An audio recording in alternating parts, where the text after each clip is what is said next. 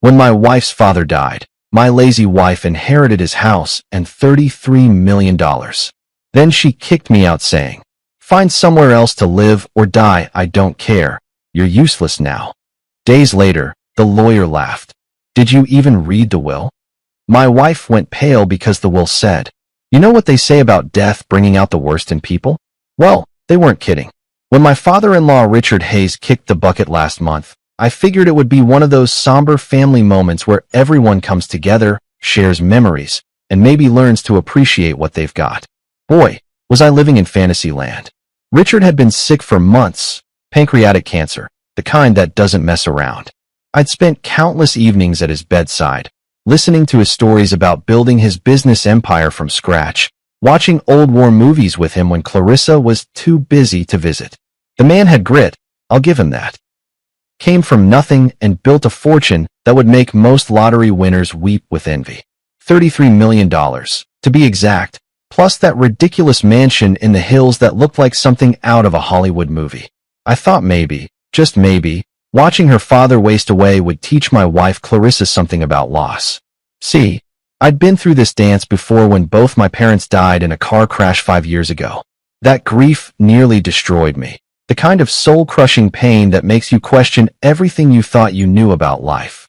Clarissa had been, well, let's just say supportive isn't the word I'd use. More like mildly inconvenienced by my emotional breakdown. But Richard's death? That was supposed to be different. That was supposed to be her wake-up call about mortality and family and all that heavy stuff that makes people reevaluate their priorities. Instead, it was like Christmas morning for a spoiled brat who just discovered Santa left the entire toy store under the tree. The reading of the will was a joke.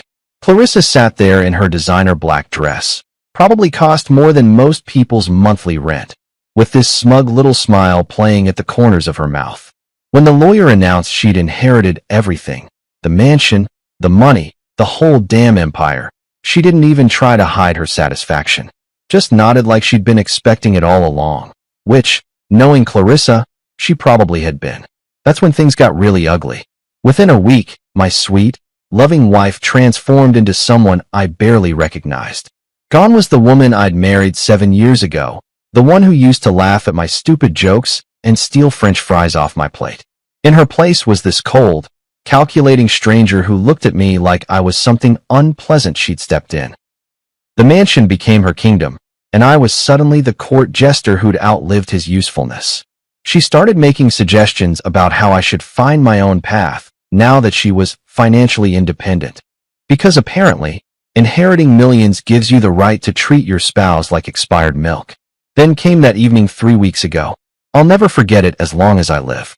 I was in what used to be our bedroom, folding laundry like some kind of domestic servant, when Clarissa walked in wearing this ice-cold expression that could have frozen hell over. "We need to talk," she said. And brother, those 4 words have never meant anything good in the history of marriage. I looked up from the pile of shirts, trying to read her face. "What's on your mind, babe?" That's when she dropped the nuclear bomb that obliterated what was left of our marriage. "Find somewhere else to live, or die? I don't care. You're useless now." Just like that. No build-up, no explanation. No, it's not you. It's me bullshit. Just pure, unadulterated venom delivered with the emotional warmth of a parking meter. I stood there for what felt like an eternity, holding one of her silk blouses in my hands, trying to process what I'd just heard. "Excuse me. You heard me, Darien. You're dead weight. I don't need you anymore. I have everything I want now, and you're just in the way." The words hit me like a sledgehammer to the chest. This was the woman I'd sacrificed everything for. The woman I'd worked 60-hour weeks to support while she found herself through yoga retreats and expensive hobbies. The woman I'd given up my own dreams for, turning down job opportunities and shelving my ambitions because her needs always came first. "Clarissa, what the hell has gotten into you? We're married. We took vows. Oh, please." She waved her hand dismissively, like she was shooing away an annoying fly. "Those vows were made when I needed you." Things change. I've changed. My circumstances have changed. You haven't. Behind her, I caught a glimpse of her brother-in-law Marcus lurking in the doorway with this satisfied smirk on his face. He'd been hanging around more and more since Richard's death, whispering poison in Clarissa's ear about how she deserved better, how she was meant for bigger things. The guy had always resented that I'd married into the family, like I was some kind of gold digger who'd tricked his way into their precious bloodline. So that's it? I asked, my voice barely above a whisper. 7 years of marriage, and you're throwing me away like garbage? Don't be so dramatic. I'm giving you an out. A fresh start. Consider it a favor. A favor? She thought destroying my life was a favor. That night, while Clarissa was out celebrating her new independence with Marcus and their country club friends, I packed my entire life into 2 beat-up suitcases and a cardboard box full of photos and mementos. 7 years of shared memories, reduced to 3 containers that barely filled the trunk of my old Honda Civic. I took one last look around the mansion that had never really felt like home anyway. The marble floors, the crystal chandeliers, the pristine white furniture that screamed, "Don't touch anything." It was all hers now.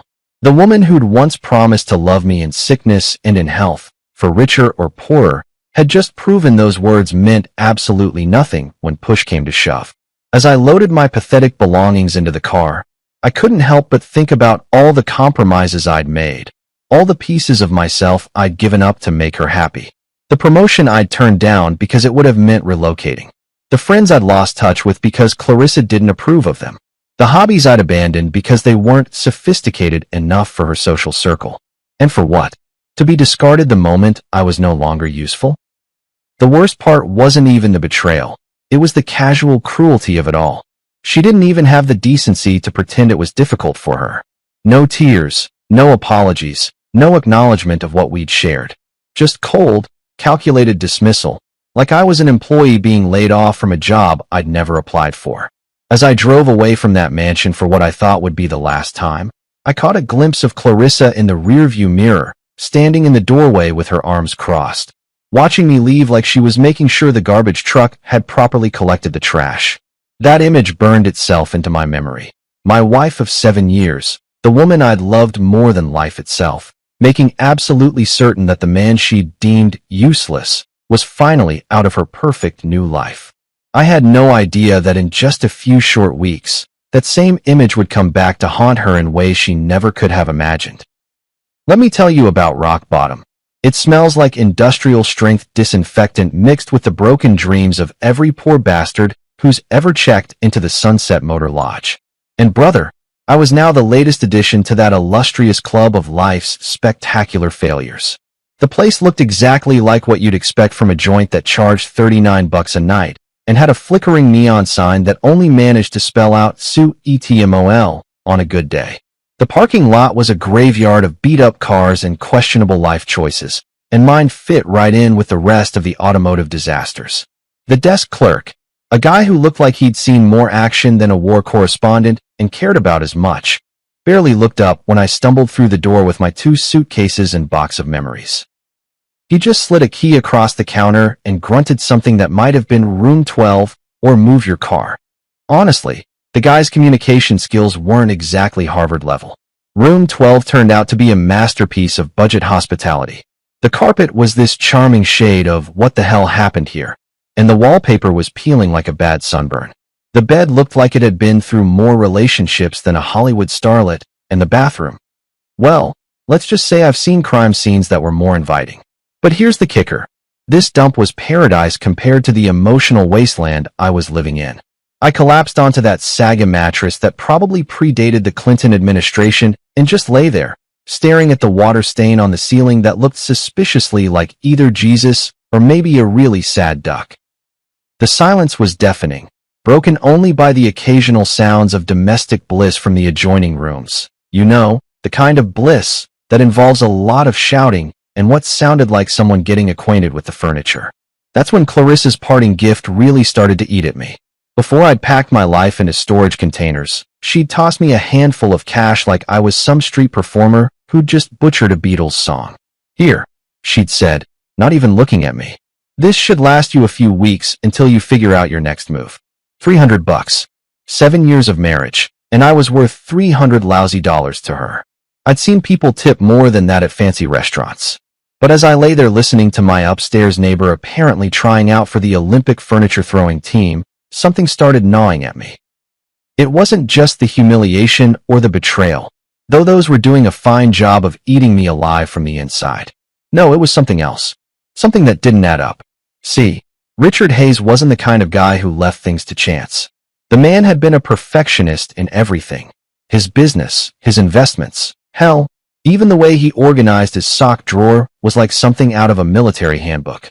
He'd planned every detail of his empire with the precision of a Swiss watchmaker, and he'd built it from the ground up through sheer determination and an almost obsessive attention to detail. So why the hell would a guy like that just dump his entire fortune on Clarissa and walk away? I'd spent enough time with Richard over the years to know how he really felt about his daughter. Don't get me wrong. He loved her, but he wasn't blind to her faults. The man had built a business empire through hard work and sacrifice, and Clarissa's biggest accomplishment was mastering the art of spending other people's money with Olympic-level skill. Richard used to joke about it, actually. That girl could burn through a fortune faster than Sherman went through Georgia. He'd say with this mix of affection and exasperation that only a parent could manage. He knew she was entitled, knew she was lazy, knew she had about as much business sense as a goldfish. So would a guy like that really just hand over everything to someone he knew would probably blow it all on designer handbags and European vacations? The more I thought about it, the more it bugged me. Richard had always been kind to me. Hell, more than kind. He'd treated me better than his own daughter had in the last few years. We'd bonded over old movies and war stories, and he'd actually listened when I talked about my dreams and ambitions, which was more than I could say for my own wife. There was this one conversation we'd had about 6 months before he got sick. We were sitting in his study, sharing a bottle of whiskey that probably cost more than my monthly salary, and he'd looked at me with these serious eyes and said, "Darian, you're a good man. Better than this family deserves, if I'm being honest." At the time, I just figured it was the whiskey talking. But now, lying in this fleabag motel with nothing but time and regret for company, those words kept echoing in my head. The ceiling fan wheezed and clicked like it was on life support, and I found myself replaying every interaction I'd had with Richard in those final months. The way he'd looked at Clarissa sometimes, like he was seeing her clearly for the first time. The comments he'd made about making sure the right people were taken care of. The way he'd always insisted on talking to me privately about important matters. Had I missed something? Had there been signs I was too caught up in my own misery to notice? By 3 in the morning, I'd managed to convince myself I was losing it. Grief and desperation were making me see conspiracies where there were none. Clarissa had inherited everything fair and square, and I was just the discarded husband looking for some kind of cosmic justice that didn't exist in the real world. But when dawn finally crawled through those moth-eaten curtains, bringing with it the cheerful sounds of traffic and human misery, I made a decision. Call it curiosity, call it desperation, call it the last pathetic gasps of a man who'd lost everything. I was going to find out the truth. With the few dollars I had left after paying for another night in paradise, I dug out my phone and looked up the number for Charles Whitmore, Richard's longtime attorney. The man had been handling the Hayes family legal affairs for over 20 years, and if anyone knew the real story behind Richard's will, it would be him. My hands were shaking as I dialed the number. This was probably going to be the most embarrassing phone call of my life. The pathetic ex-son-in-law fishing for scraps, hoping against hope that maybe there was some kind of mistake, some tiny loophole that might throw me a lifeline.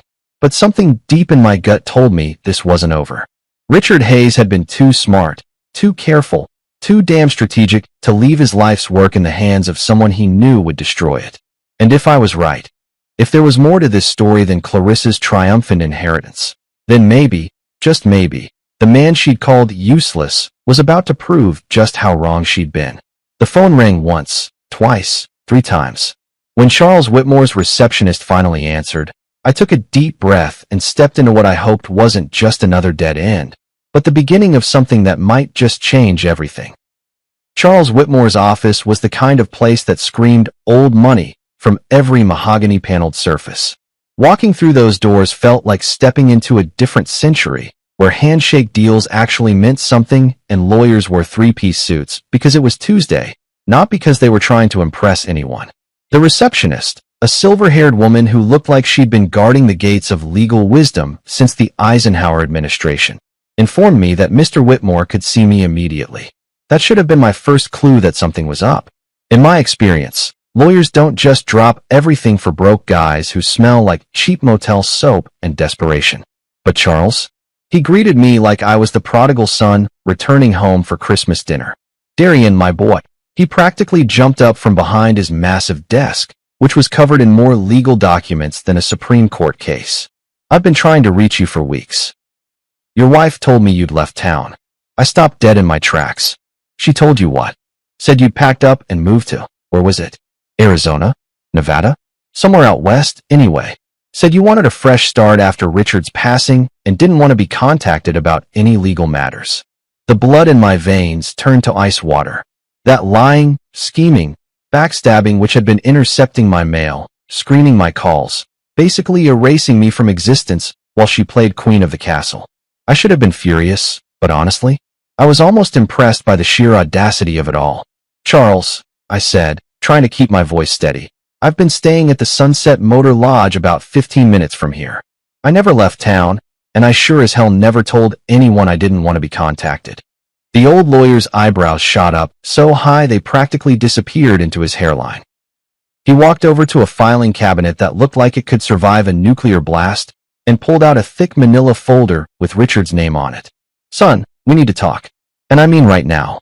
He gestured to the leather chair across from his desk, the kind of chair that probably cost more than my car and felt like sitting on a cloud made of butter and good intentions.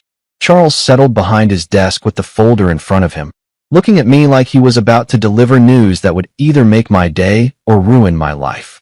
Darian, what exactly did Clarissa tell you about her father's will? That she inherited everything. The mansion, the money, the whole $33 million empire. Pretty cut and dried, according to her. Charles made a noise that sounded like a cross between a chuckle and a snort. Cut and dried. That's rich.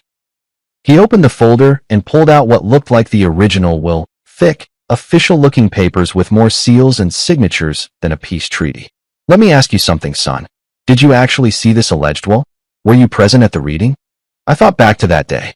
Clarissa had come home from the lawyer's office practically glowing with satisfaction, waving some papers around like she'd just won the lottery. But now that I really thought about it, no, I admitted. She said it was family business. That since I wasn't a blood relative, I didn't need to be there.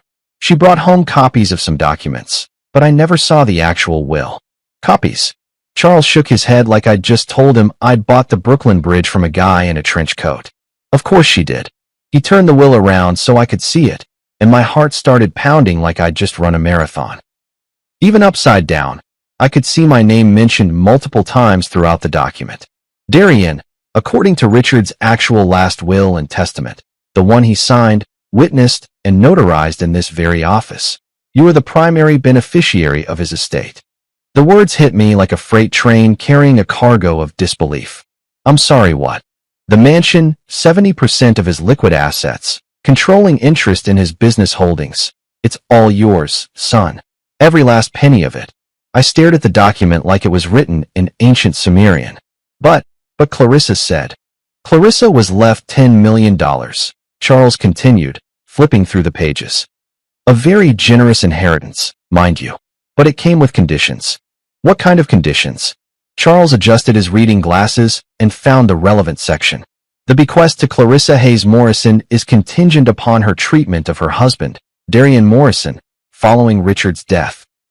Should she fail to honor the bonds of marriage and treat her husband with the respect and dignity he deserves, said bequest shall be null and void, and those assets shall revert to the primary beneficiary. My mouth went dry. You're telling me that by throwing me out like yesterday's garbage, she forfeited her entire inheritance? That's exactly what I'm telling you. Charles leaned back in his chair with something that might have been satisfaction dancing in his eyes. Richard was very specific about this clause. He'd watched his daughter's behavior over the years, seen how she treated you, and he wanted to ensure that his money didn't enable her to become an even worse person than she already was. I felt like I was having an out-of-body experience. This is insane. Why didn't she know about this? Oh, but she did. Charles pulled out another document. A receipt showing that Clarissa had been provided with a complete copy of the will 3 days after the funeral. She received the full, unredacted will. She chose to ignore the conditions, probably thinking they were just her father's way of being dramatic from beyond the grave. So she gambled with $10 million and lost. Spectacularly. Charles couldn't hide his grin anymore. Richard always said his daughter was too arrogant for her own good. Turns out he was right. I sat there in stunned silence, trying to process what I was hearing. The woman who had called me useless, who had thrown me out like I was nothing more than unwanted furniture, had just handed me a fortune through her own cruelty and stupidity. "There's more," Charles said, and I wasn't sure my heart could take any more revelations. "Richard left you a personal message. He recorded it about a week before he died. He pulled out an old-fashioned tape recorder, the kind they probably used during the Nixon administration, and pressed play. Richard's voice filled the room, weak from illness but unmistakably determined. "Darian, if you're hearing this, it means my daughter has shown her true colors. I'm sorry, son. I tried to raise her better, but some people are just born selfish. You've been more of a family to me these past few years than she ever was. Take care of what I've built. Use it wisely. And don't let her guilt you into giving her a damn penny. She made her choice." The recording ended, and I sat there feeling like I'd just been hit by emotional lightning. In the span of 20 minutes, I'd gone from being a discarded husband living in a flea-bag motel to the heir of a multi-million-dollar empire. Charles was watching me carefully, probably wondering if I was going to pass out or start laughing maniacally. Honestly, I was considering both options. "So what happens now?" I finally managed to ask. "Now," Charles smiled like a shark who'd just spotted a school of particularly tasty fish. "Now we make this official. We freeze Clarissa's access to any funds she's already touched, transfer everything into your name, and watch as the woman who called you useless realizes just how spectacularly she's screwed herself." For the first time in weeks, I smiled. A real, genuine smile that came from somewhere deep inside my chest. "Charles," I said, "let's get started. You know that feeling when you're about to drop the hammer on someone who absolutely deserves it? That sweet, almost intoxicating moment when karma finally decides to clock in for work after taking the world's longest coffee break? Yeah, that's exactly where I was sitting in Charles Whitmore's office, signing documents that were about to turn my cheating, lying, gold-digging wife's world upside down. "I need you to understand," Charles said, his pen hovering over what looked like enough legal paperwork to choke a horse. "Once we set this in motion, there's no going back. Clarissa will lose access to everything. The accounts, the credit cards, the house, all of it. Are you absolutely certain this is what you want?" I thought about those 3 weeks in the Sunset Motor Lodge, listening to the sounds of other people's broken dreams through paper-thin walls. I thought about Clarissa's ice-cold eyes when she told me to find somewhere else to live or die. I thought about the casual cruelty with which she'd discarded 7 years of marriage like it was a subscription she didn't want anymore. "Charles," I said, putting pen to paper, "I've never been more sure of anything in my life." The first domino fell within an hour. Charles had this network of contacts that would make the CIA jealous, and he put every one of them to work. Bank accounts were frozen faster than a Minnesota lake in January. Credit cards were canceled with the efficiency of a Swiss train schedule.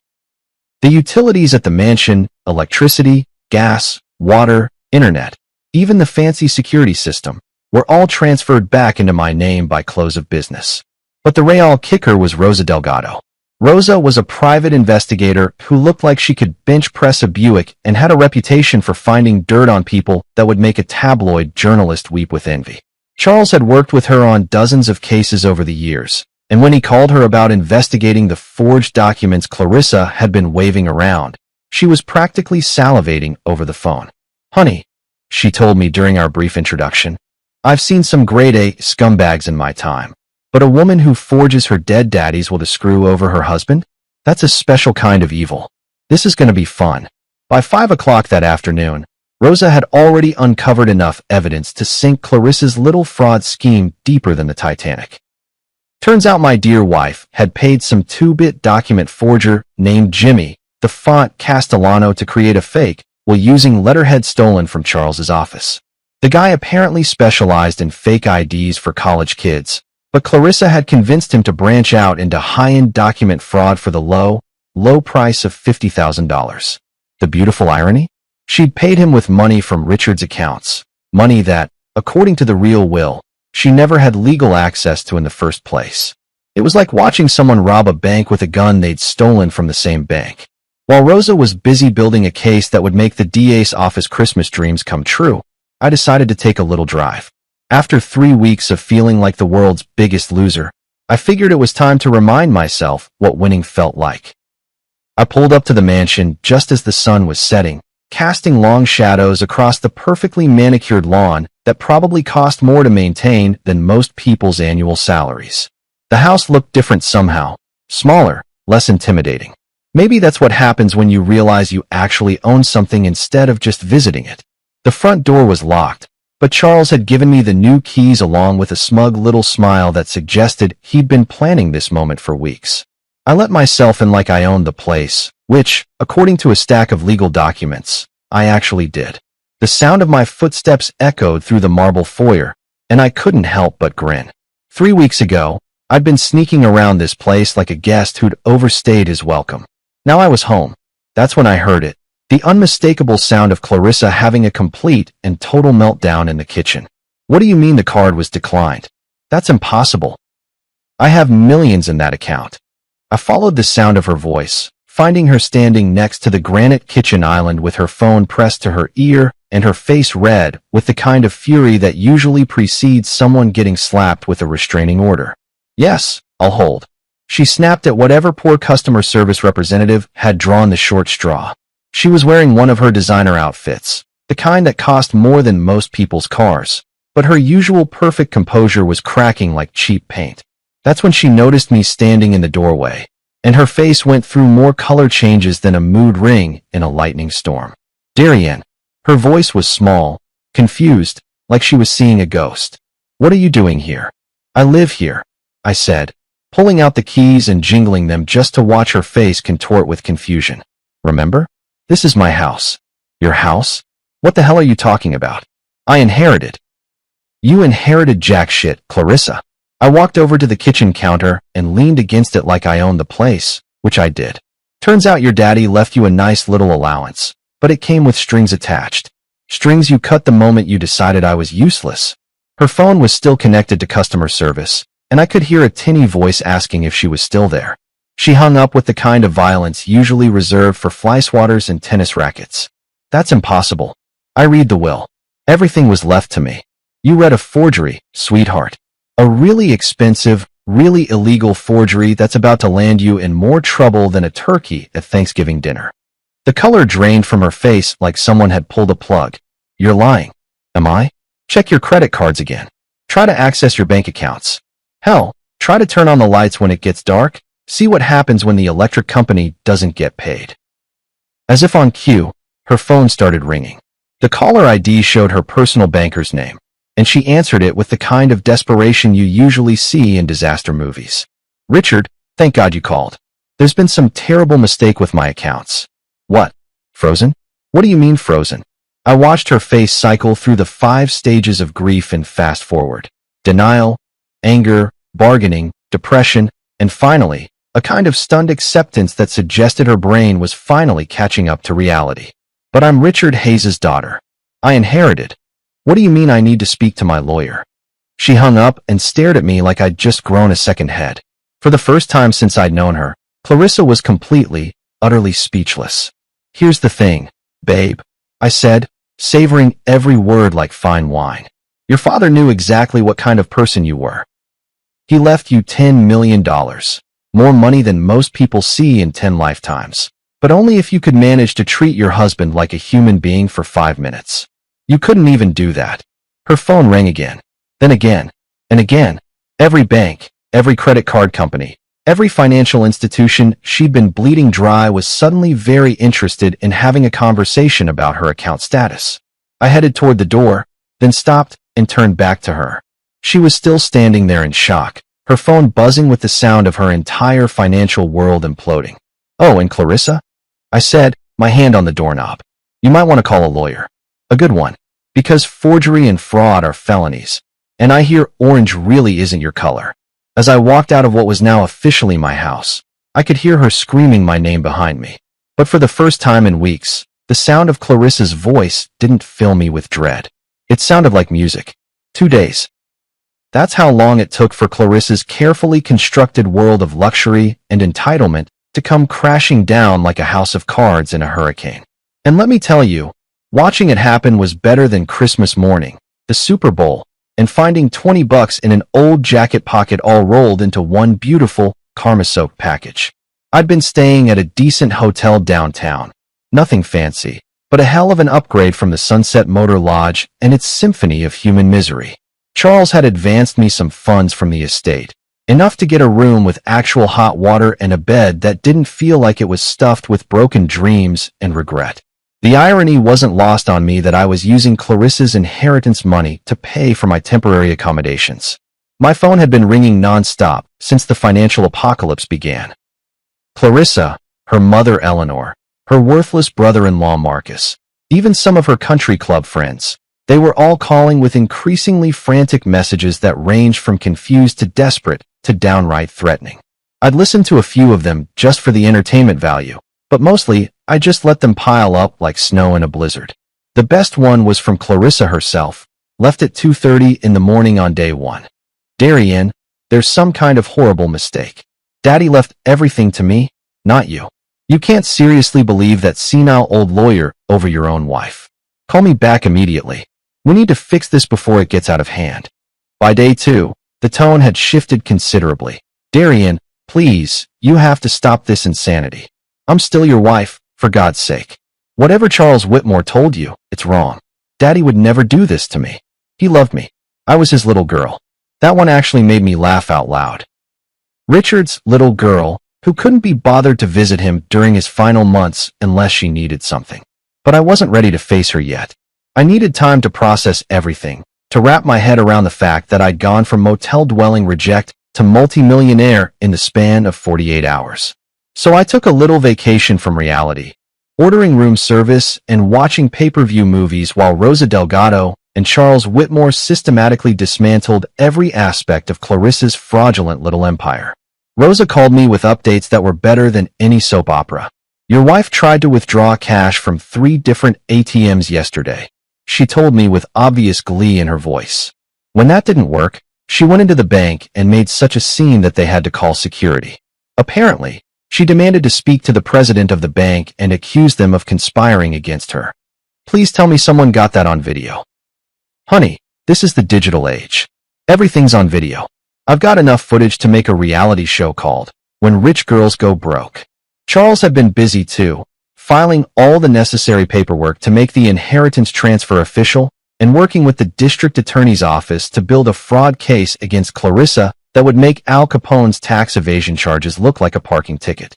The beautiful thing about your wife, he told me during one of our daily check-ins, is that she's been so arrogant about this whole scheme that she left a paper trail a blind man could follow. She paid the forger with a check, for crying out loud. A check from Richard's account. But by the morning of day 3, I decided it was time to go home. Not to visit, not to negotiate, not to see if we could work things out like some kind of delusional marriage counselor might suggest. I was going home to claim what was rightfully mine and to look my lying, cheating, fraud-committing wife in the eye while I did it. The mansion looked different in the morning light, less intimidating, more like what it actually was, my house. I used my key to walk through the front door like I owned the place, which I did, and found Clarissa exactly where I expected her to be. In the living room, surrounded by empty wine bottles and tissues, looking like the aftermath of a very exclusive natural disaster. She'd clearly been crying for hours, maybe days. Her usually perfect hair looked like she'd been through a blender, her designer makeup was streaked down her face like war paint, and she was wearing the same clothes from 2 days ago, which for Clarissa was like showing up to church in a bikini. When she saw me, she practically launched herself off the couch with the kind of desperate energy you usually see in zombie movies. Darian, thank God you're here. I've been trying to reach you for days. There's been this terrible mistake, and we need to fix it right now before everything gets completely out of control. I stayed by the doorway, keeping a safe distance between myself and the woman who was quickly transforming from ice queen to hot mess. There's no mistake, Clarissa. Everything's working exactly the way it's supposed to. No, she said, shaking her head like she could will reality to change through sheer stubbornness. Daddy left everything to me. I'm his daughter, his blood. You were just married into the family. Just married into the family. I repeated, letting the words hang in the air like smoke from a house fire. Is that what I was to you? Just some outsider who happened to put a ring on your finger? That's not what I meant. But her eyes said otherwise. I meant that, legally speaking, blood relations usually get screwed over by their own greed. I finished for her. Your father knew exactly what kind of person you were, Clarissa. He gave you a choice. Treat your husband with basic human decency and inherit $10 million. Or be the selfish, cruel person you've always been and get nothing. You chose nothing. That's when she tried a different approach. The waterworks kicked into high gear, and suddenly she was the grieving daughter who'd just lost her father and couldn't understand how the world could be so cruel to her. I'm still your wife, she whispered, moving closer with those big, tear-filled eyes that had probably gotten her out of trouble since she was 5 years old. We took vows, Darien. For better or worse, remember? In sickness and in health. I remember, I said, pulling out my phone and opening the voice recording app. I also remember you telling me to find somewhere else to live or die because I was useless. Would you like to hear it again? I pressed play, and her own voice filled the room with all the warmth and compassion of a glacier. Find somewhere else to live or die. I don't care. You're useless now. The sound of her own cruelty playing back to her was like watching someone get slapped by their own reflection. She stood there frozen, listening to herself destroy our marriage with surgical precision. That wasn't. I was upset. I wasn't thinking clearly. You can't judge our entire marriage based on one moment. I laughed, and it wasn't a pleasant sound. Clarissa, you spent 3 weeks treating me like garbage. You told everyone I'd left town so they wouldn't contact me about legal matters. You forged legal documents and committed fraud. This wasn't one moment. This was who you really are when you thought you held all the cards. That's when I pulled out the recording device Charles had given me, the one with Richard's message. I set it on the coffee table between us like I was placing evidence at a crime scene. Your father left you something else besides that inheritance you threw away? I said, pressing play. Richard's voice filled the room, weak from illness but strong in conviction. Darien, if you're hearing this, it means my daughter has shown her true colors. I'm sorry, son. I tried to raise her better, but some people are just born selfish. You've been more of a family to me these past few years than she ever was. Clarissa collapsed back onto the couch like someone had cut her strings. The sound of her father's disappointment, his clear preference for me over her, hit her harder than any legal document ever could. He can't have meant that, she whispered. He was sick. He wasn't thinking clearly. He was thinking clearly enough to set up a will that protected me from exactly what you did to me, I said. He knew you'd show your true colors the moment you thought you had power over me. And you did exactly what he expected. For the first time in our entire marriage, I was the one in control. I was the one with the power, the money, the upper hand. And Clarissa, the woman who had called me useless and thrown me away like garbage, was the one begging. It was the sweetest feeling I'd ever experienced.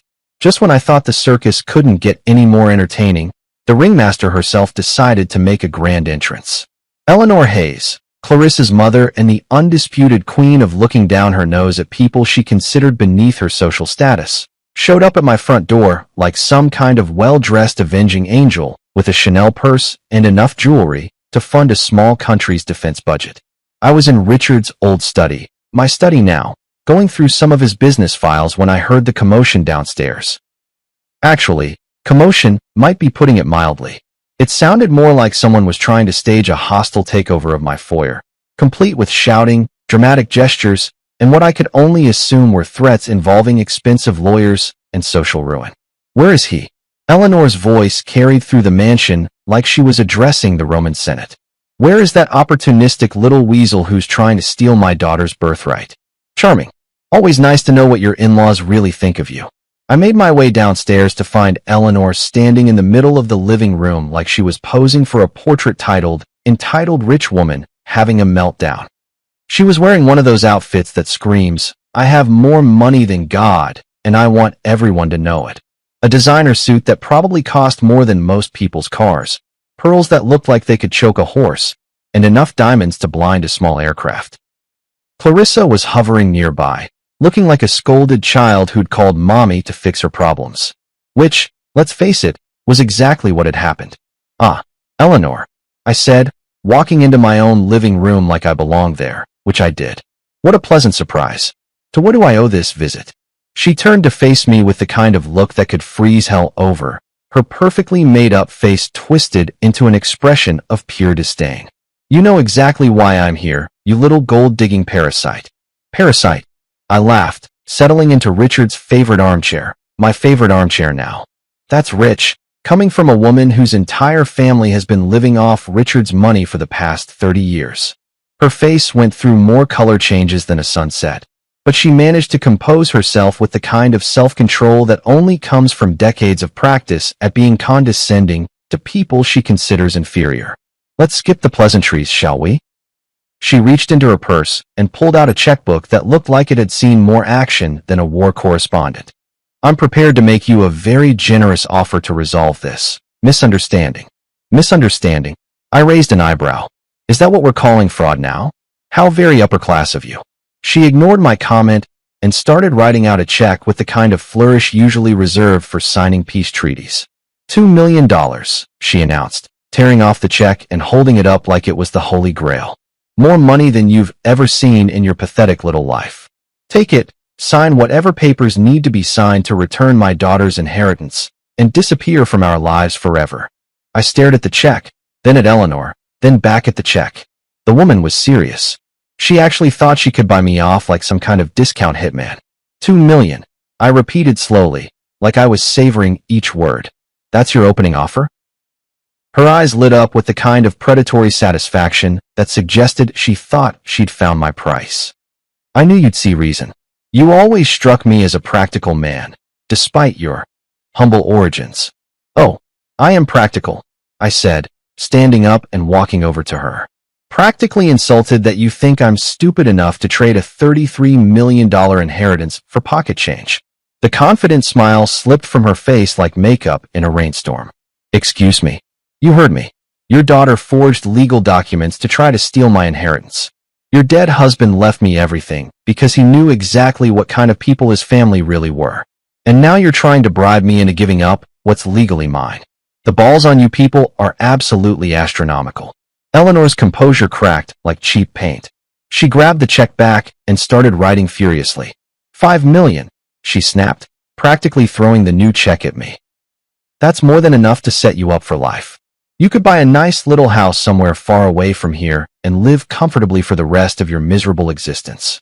I picked up the check, looked at it for exactly 2 seconds, then tore it in half. The sound of expensive paper ripping seemed to echo through the room like a gunshot. "Lady, you could offer me $50 million and the answer would still be no. This isn't about money. This is about justice. Your daughter treated me like garbage, threw me away like I was nothing, and tried to steal from me using forged documents. Now she gets to live with the consequences." That's when Eleanor's mask finally came off completely. The polite society matron disappeared, replaced by something that looked like it belonged in a nature documentary about apex predators. "You ungrateful little worm," she hissed, her voice dropping to the kind of whisper that usually precedes someone getting shanked in a prison yard. "You have no idea who you're dealing with. Richard may have built this empire, but the Hayes family has connections you can't even imagine. We have friends in places that could make your life very, very difficult." "Is that a threat, Eleanor?" "It's a promise." She stepped closer, and I caught a whiff of expensive perfume mixed with something that smelled suspiciously like desperation. "You think you've won because you have some legal documents? Money and power are about more than paperwork, you pathetic little man. They're about influence, connections, the ability to make problems disappear." She paused for dramatic effect, clearly expecting me to start trembling with fear or begging for mercy. Instead, I just stood there looking mildly amused, which seemed to piss her off even more. "Richard built his fortune through some very questionable business practices," she continued, her smile returning with the kind of cold satisfaction that suggested she thought she'd just played her ace. "Offshore accounts, shell companies, payments to people who prefer to remain anonymous. The kind of business dealings that attract attention from federal agencies, if you know what I mean." Now she had my attention. "What are you saying?" "I'm saying that if the right people started looking into Richard's financial history, they might find some very interesting irregularities. The kind of irregularities that could tie up an estate in legal proceedings for years, maybe decades. The kind that could result in asset forfeiture, criminal investigations, maybe even prison time for anyone foolish enough to benefit from ill-gotten gains. My blood ran cold. Was she talking about money laundering, tax evasion, or something even worse? Of course, Eleanor continued, clearly enjoying the look of concern that must have crossed my face. These are just rumors. Whispers. The kind of thing that would never see the light of day if reasonable people could reach a reasonable agreement.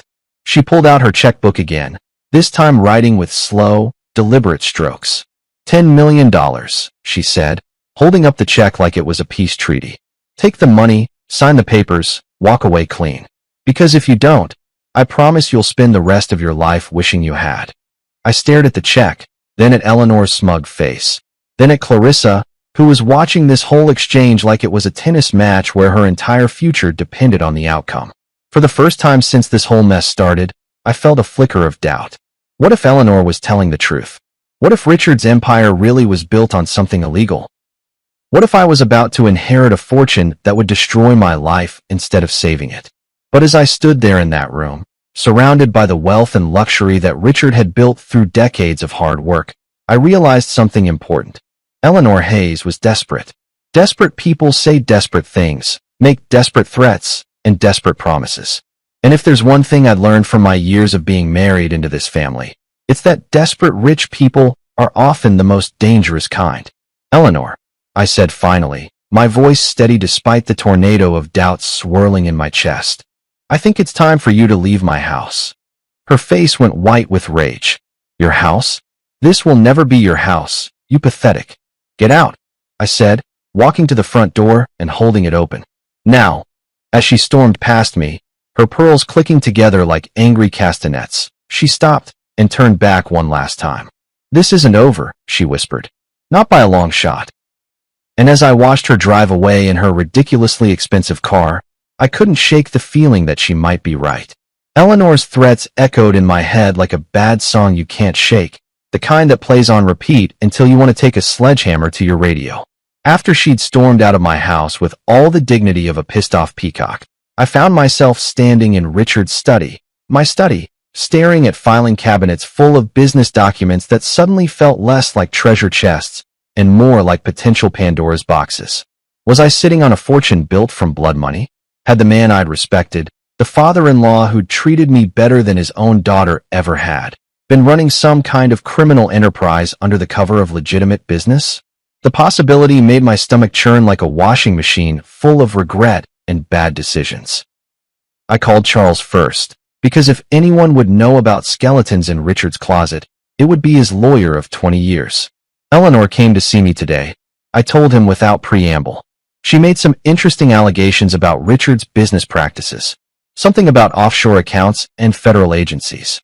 There was a pause on the other end of the line, the kind of silence that usually means someone's either dead or thinking very carefully about what they're going to say next. Darian, Charles said finally, I think we need to meet. In person. And we need to bring Rosa. That didn't sound ominous at all. 2 hours later, we were gathered in Charles's office like some kind of legal war council. Rosa had brought a laptop and enough files to stock a small library, while Charles looked like a man who was about to perform surgery on his own reputation. Before we go any further, Charles began, I need you to understand something. Everything I'm about to tell you is protected by attorney-client privilege, both with Richard and now with you as his heir. But Eleanor isn't entirely wrong. My heart sank faster than the Titanic in an ice storm. So Richard was dirty? Not dirty, Rosa interjected, pulling up what looked like bank records on her laptop. More like creatively accounting for his civic responsibilities. What the hell does that mean? Charles leaned back in his chair and rubbed his temples like he was trying to massage away a decades-old headache. It means Richard was very, very good at finding legal ways to avoid paying taxes. Offshore shell companies, creative consulting contracts, payments to entities that existed primarily on paper. Nothing illegal, mind you, but definitely operating in the gray areas of financial law. Rosa turned her laptop around so I could see the screen. It showed a web of interconnected companies with names like Hayes International Consulting and Meridian Holdings LLC and Apex Strategic Solutions. The kind of generic business names that sound important but don't actually tell you what the hell they do. Your father-in-law was brilliant, she continued. He set up a network of companies that basically allowed him to shuffle money around like a three-card money dealer, always staying just on the right side of legal while minimizing his tax obligations to the point where the IRS probably wanted to send him a thank you card for the creative accounting lessons. I stared at the screen, trying to make sense of the financial spiderweb Richard had apparently spent decades weaving. So this is all legal? Technically? Yes, Charles said. Ethically questionable? Absolutely. The kind of thing that would attract unwanted attention from federal agencies if someone decided to make noise about it? You bet. That's when it hit me. Eleanor wasn't threatening to expose criminal activity. She was threatening to expose aggressive tax avoidance strategies that, while legal, would tie up Richard's estate in investigations and audits for years. She was trying to make my inheritance so toxic that I'd walk away just to avoid the hassle. So what you're telling me, I said slowly, is that Richard was basically a financial ninja who figured out how to legally screw the government out of tax money, and Eleanor's threatening to rat him out to cause me headaches? In layman's terms? Pretty much, Rosa grinned. Your father-in-law was playing 4D chess, while everyone else was playing checkers. But something still bothered me. If this is all above board, why would Eleanor think it could destroy me? Why would she be so confident that exposing it would get me to back down? Charles and Rosa exchanged a look that made my anxiety spike like a heart monitor in an emergency room. Because, Charles said carefully, there's one more thing you need to know. He pulled out another folder, this one thicker than the others and sealed with enough legal tape to suggest its contents were either extremely important or extremely dangerous. 3 months before Richard died, he came to see me. Not about his will, not about his medical condition, but about this. He gestured to the sealed folder. He said he'd been contacted by someone from the Treasury Department.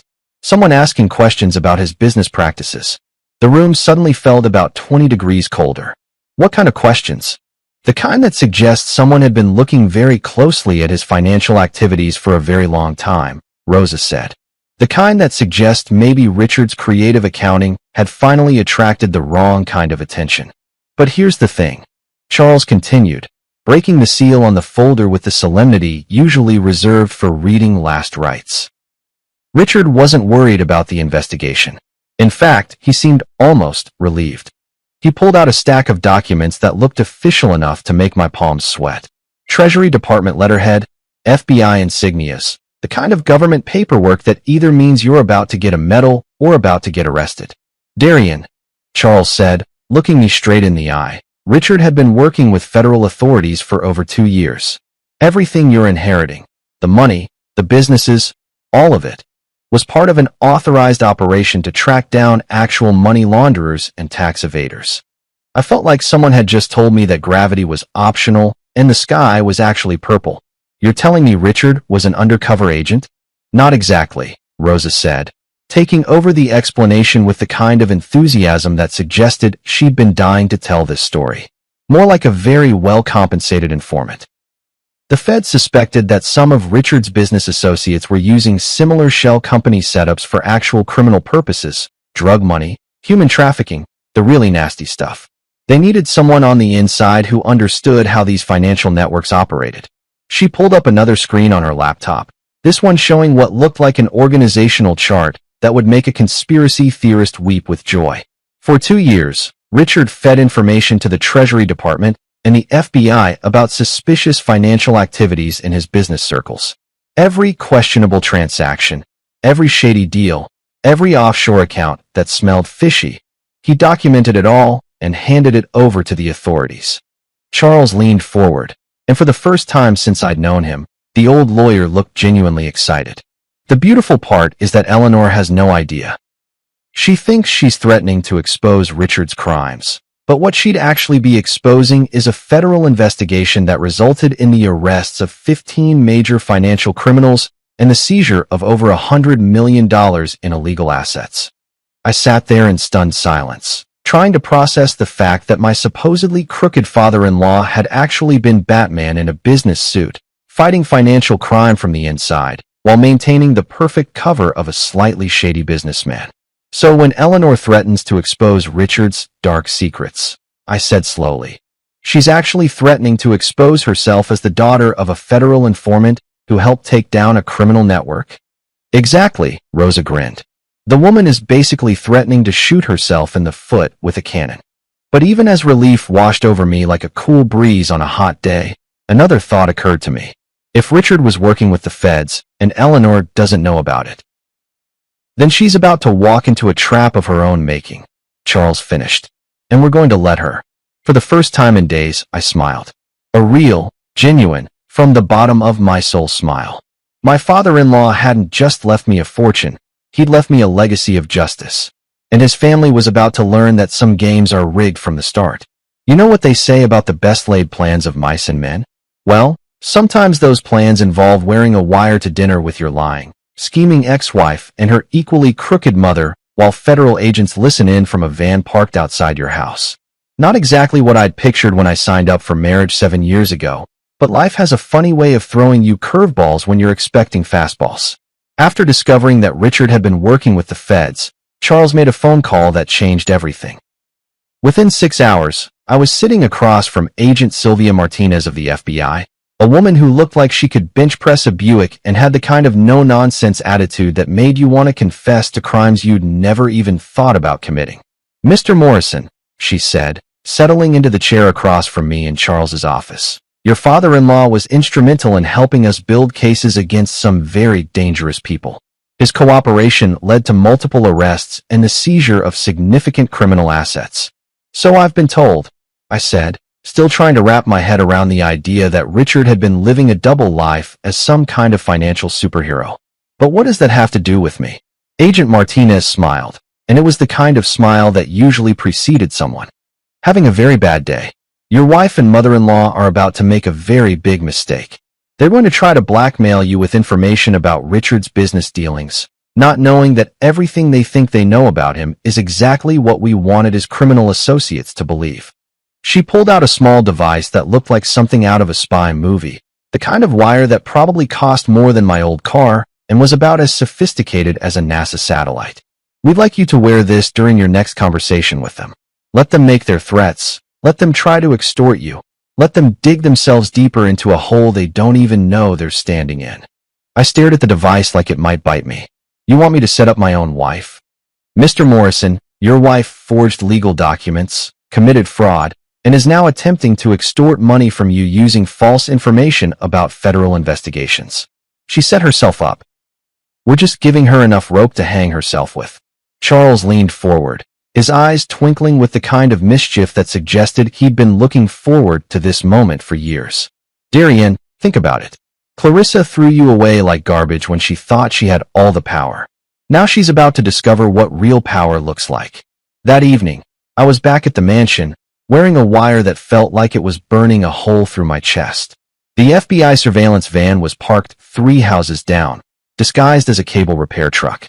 Agent Martinez and her team were listening to every word through equipment that could probably pick up a whisper from orbit.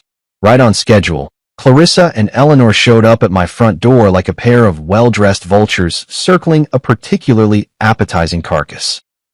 They'd clearly coordinated their outfits. Eleanor in her usual armor of pearls and entitlement, Clarissa in a black dress that was probably supposed to make her look grieving and sympathetic, but mostly just made her look like she was attending her own funeral. Darian, Clarissa said as I let them in. Thank you for agreeing to see us. I know things have been difficult between us lately. Difficult, I repeated, leading them into the living room. Is that what we're calling attempted fraud now? Eleanor shot me a look that could have frozen hell over twice. Let's dispense with the hostile theatrics, shall we? We're here to discuss a mutually beneficial arrangement. They'd brought a briefcase. An actual briefcase, like we were conducting some kind of arms deal in a Cold War spy novel. Eleanor set it on the coffee table with the kind of ceremony usually reserved for signing peace treaties. Inside this case, she announced with all the drama of a game show host, are copies of documents that prove your precious Richard was involved in some very questionable business practices. Money laundering, tax evasion, payments to entities that the IRS would find very, very interesting. She opened the briefcase to reveal stacks of papers that looked official enough to fool someone who didn't know any better. Bank statements, wire transfer records, correspondence with shell companies. It was an impressive collection of evidence that would have been devastating if it weren't exactly what the federal government had wanted Richard's associates to see. These documents, Clarissa chimed in, clearly reading from a script they'd rehearsed, could tie up Daddy's estate in federal investigations for decades. Every penny you think you've inherited could be frozen, seized, or forfeited as the proceeds of criminal activity. I played my part perfectly, letting my face show just enough concern to keep them talking. What exactly are you proposing? A simple trade, Eleanor said, pulling out a contract that looked like it had been drafted by the devil's own legal team. You sign over the estate to Clarissa, we make these documents disappear forever, and everyone walks away clean. And if I refuse? Eleanor's smile was sharper than a surgeon's scalpel. Then copies of these documents find their way to the IRS, the FBI, the Treasury Department, and every financial crimes unit on the Eastern Seaboard. Your life becomes a living hell of audits, investigations, and legal fees that would bankrupt a small country. Clarissa leaned forward with the kind of fake sympathy that made my skin crawl. We don't want to hurt you, Darien. We're trying to protect you from something that could destroy your life. Take the settlement, walk away with enough money to live comfortably, and forget this whole nightmare ever happened. How much? I asked, making my voice sound defeated. $5 million, Eleanor said promptly. More than generous for someone in your position. My position? Someone who's about to inherit a criminal empire, Clarissa said, her mask slipping just enough to show the venom underneath. Someone who's too stupid to realize that he's walking into a trap that could land him in federal prison. That was the moment I knew they'd sealed their fate. Extortion, threats, conspiracy to commit fraud. Agent Martinez was probably taking notes faster than a court stenographer on amphetamines. You know what? I said, standing up and walking to the window where I could see the fake cable truck in the distance. I think I need some time to consider your generous offer. Time. Eleanor's voice rose to the kind of pitch usually reserved for dog whistles. You don't have time. Every day you delay increases the risk that someone else discovers what we know. Maybe a week, I said, turning back to face them. Just to get my affairs in order, make sure I understand all the implications. That's when Eleanor lost it completely. The polite society matron vanished, replaced by something that belonged in a nature documentary about predatory reptiles. You listen to me, you ungrateful little parasite, she hissed, standing up so fast she knocked over her chair. We're offering you a way out of this mess, and you're going to take it. Because if you don't, I will personally make sure that your pathetic life becomes a living nightmare. I have friends in the federal government, friends who owe me favors, friends who would be very interested to know about Richard's criminal activities. Criminal activities, I repeated calmly, such as money laundering. Clarissa practically shouted. Tax evasion, conspiracy, fraud. Everything in that briefcase proves that Daddy was a criminal, and you're about to inherit the proceeds of his crimes. That's when the front door burst open like something out of an action movie. Agent Martinez and 3 other federal agents swept into the room with the kind of coordinated precision that suggested they'd done this dance before. FBI, Martinez announced, her weapon drawn but pointed at the floor. Everyone stay where you are. The look on Eleanor's face was priceless, like she'd just discovered that gravity was optional and she was about to fall upward into space. Clarissa actually screamed, a high-pitched sound that probably scared every dog in a 3-block radius. Eleanor Hayes, Martinez continued, producing handcuffs with the kind of professional efficiency that suggested she really enjoyed her job. You're under arrest for attempted extortion, conspiracy to commit fraud, and obstruction of a federal investigation. Obstruction? Eleanor sputtered as the cuffs clicked into place. What federal investigation? The one your husband was helping us conduct for the past 2 years, Martinez replied with obvious satisfaction. The one that resulted in multiple arrests and significant asset seizures. The one you just tried to blackmail his heir about. Clarissa was next, her cuffs applied while she screamed about lawyers and constitutional rights, and how this was all a terrible mistake. But as they led her toward the door, she turned back to me with a look of pure, undiluted hatred. You set us up, she spat. You betrayed your own wife. I looked her straight in the eye as Agent Martinez read her rights. Clarissa, you tried to erase me from existence. You forged legal documents, committed fraud, and then tried to extort me when that didn't work. I didn't betray you. I just let you hang yourself with your own rope. As they loaded my ex-wife and her mother into the back of federal vehicles, I couldn't help but think about that first night in the Sunset Motor Lodge when I'd thought my life was over. Turned out it was just beginning. The federal courthouse looked like something out of a legal drama. All marble columns and imposing architecture designed to make you feel simultaneously awed by the majesty of justice and terrified that you might be on the wrong side of it. I was sitting in Agent Martinez's office 3 days after the arrests, watching her flip through a file thick enough to stop a small caliber bullet while she explained exactly how deep this rabbit hole went. Your wife and mother-in-law. She began with the kind of satisfaction usually reserved for people who've just solved a particularly difficult crossword puzzle, managed to confess to multiple federal crimes in under 10 minutes. It's actually impressive in its own way, like watching someone set a world record for self-destruction. The recording of that night played on her computer, and hearing Clarissa's voice admitting to forgery and extortion felt surreal, like watching a movie where the villain accidentally confesses to everything while thinking they're being clever. But here's what they didn't know, Martinez continued, pulling out another folder that looked even more official than the last one. What nobody knew, except for me, my direct supervisor, and Richard himself. She opened the folder to reveal photographs, surveillance reports, financial records, and what looked like enough documentation to write a novel about financial crime in America. At the center of it all was Richard's face, looking exactly like the man I'd known, serious, determined, and apparently living the kind of double life that would make James Bond jealous. Darian, your father-in-law wasn't just helping us catch financial criminals. He was the key to dismantling one of the largest money laundering operations on the East Coast. I stared at the photographs showing Richard at various business meetings, restaurants, and what looked like some kind of exclusive club where people wore suits that cost more than most cars. He was undercover? Not exactly undercover. More like a cooperating witness with access. See, about 3 years ago, Richard came to us. Not the other way around.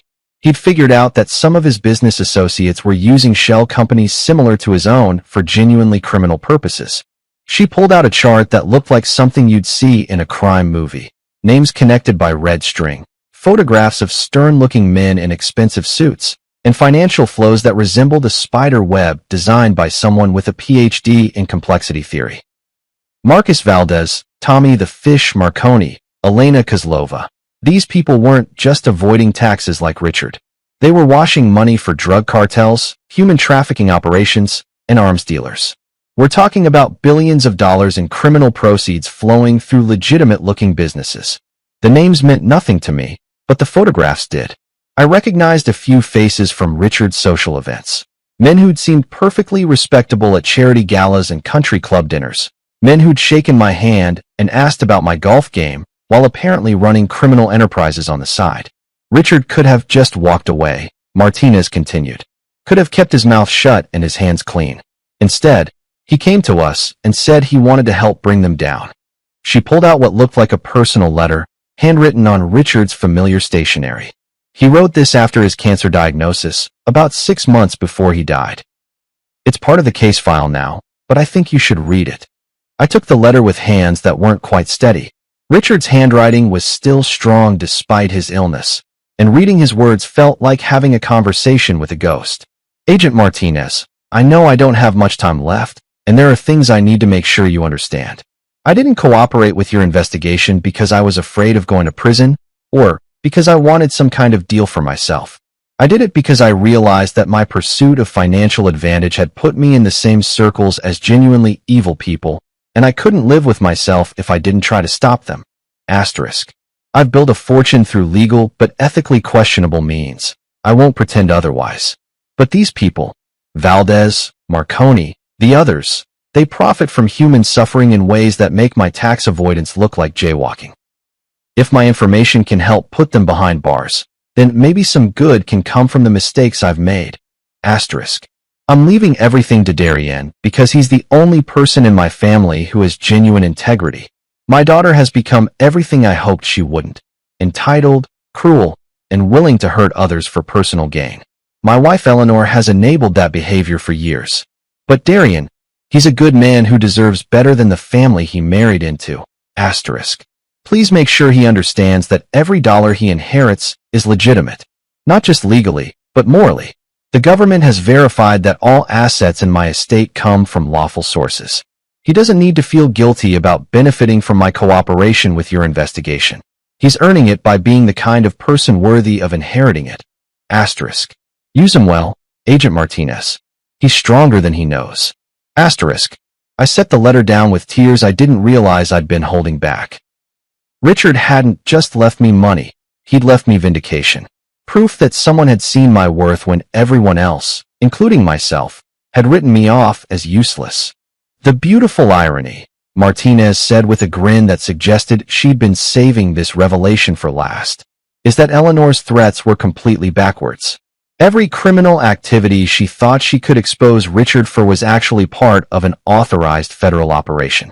Every shell company, every questionable transaction, every offshore account, we knew about it, approved it, and used it to build our case. She pulled out a final document, this one with Department of Justice letterhead and enough official seals to stock a government supply closet.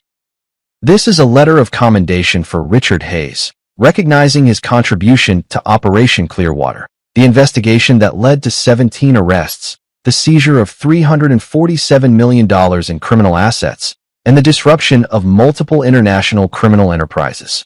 17 arrests, including some very big fish who are now looking at decades in federal prison. Your father-in-law's information helped us map their entire operation, track their money flows, and gather evidence that will keep them behind bars for the rest of their natural lives.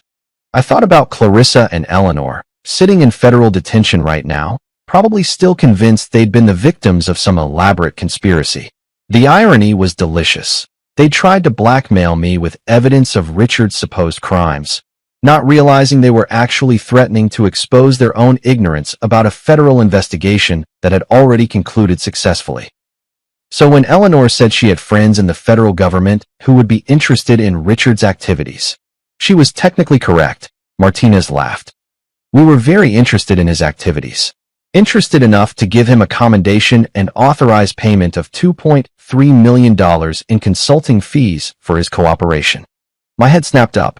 Payment. Cooperating witnesses in financial crimes cases receive compensation for their assistance, especially when that assistance leads to significant asset seizures. Richard earned every penny of that money by risking his life to help us take down some genuinely dangerous people. She pulled out bank records showing the payments, all official and documented, all completely legitimate. So when you inherited Richard's estate, you weren't just inheriting the profits from his business empire. You were inheriting payment for his service to his country. I sat back in my chair, overwhelmed by the magnitude of what Richard had accomplished. While his family saw him as a stern businessman who'd gotten lucky, he'd actually been a patriot who'd risked everything to help bring down criminals. There's one more thing, Martinez said, her tone shifting to something more serious. The people Richard helped us arrest? Some of them have associates who are still out there. Associates who might not be happy about losing $347 million and seeing their friends go to prison. A chill ran down my spine. Are you saying I'm in danger? I'm saying you should be careful. Use security, vary your routines, be aware of your surroundings. Most of these people are smart enough to know that revenge wouldn't bring their money back, but not all criminals are smart. As I left the federal building that day, I realized that Richard hadn't just left me a fortune, he'd left me a legacy. A legacy of justice, of choosing to do the right thing even when it was dangerous, of using whatever advantages you had to make the world a better place. My wife had called me useless. My mother-in-law had called me a parasite. But Richard?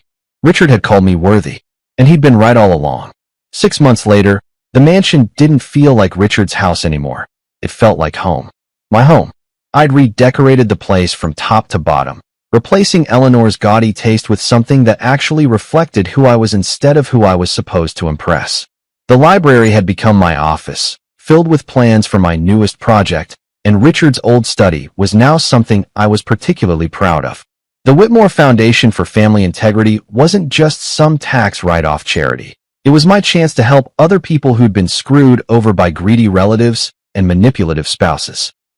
Men and women who'd been discarded like yesterday's garbage when they were no longer useful. People who needed legal help to fight back against family members who thought love was conditional on bank account balances. We'd already helped dozens of cases. Wives whose husbands had hidden assets during divorce proceedings. Adult children whose parents had been manipulated into changing their wills by gold-digging caregivers. People like me, who'd been written off as worthless until they proved otherwise. Clarissa was doing 18 months in federal prison for fraud, extortion, and conspiracy. Eleanor got 2 years for the same charges plus obstruction of justice. Their letters arrived every week like clockwork, desperate pleas for forgiveness, promises that they'd changed, explanations about how prison had taught them the error of their ways. I never opened them. The woman who'd called her husband useless was probably sharing a cell with someone who'd appreciate that kind of irony. The mother-in-law who'd thought she could buy her way out of any problem had discovered that federal judges don't accept bribes or take personal checks.